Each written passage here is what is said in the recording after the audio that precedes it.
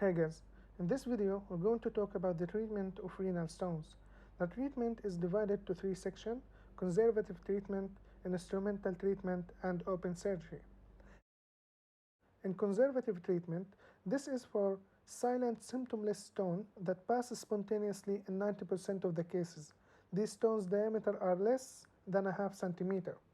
In this case, we give the patient dietary advice with high fluid intake, more than 4 liters a day.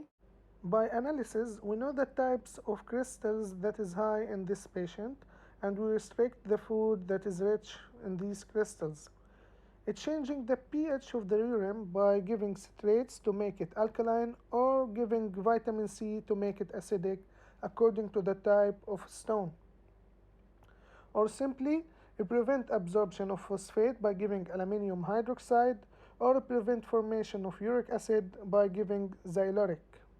Medical, we give for the pain IV analgesics, NSAID, morphine, and antispasmodics. For vomiting, we give antiemetics, and for infection, antibiotics, and give the patient IV fluids. Instrumental treatment, that is treatment of choice. We start with extracorporeal shockwave lithotripsy. The method, we use it under radiological control. Shock waves are directed to the stone to fragment it to small extractable fragments. We use it with stones that are less than 2 centimeters and radio-opaque. Second, we have a percutaneous nephrolithotomy, PCNL. We introduce a guide wire through a small surgical wound percutaneously. Then we dilate the tract and introduce a nephroscope. Small stones we extract directly, but large stones we need to fragment by ultrasonic, laser, or electrohydraulic to make fragmented extractable pieces. Microscope.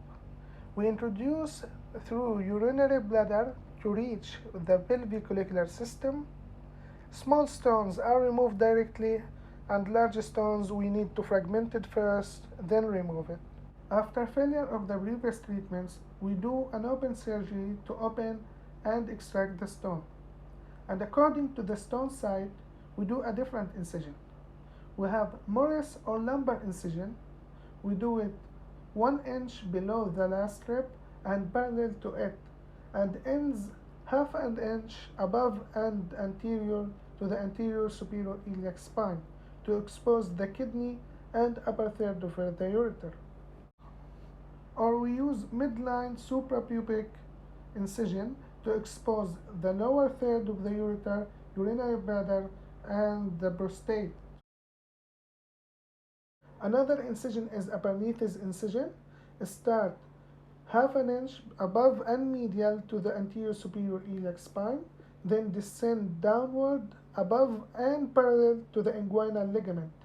Ends 1 inch above mid-inguinal part to expose middle third of the ureter and part of the lower third above level of ischial spine. This operation is called pyelolithotomy.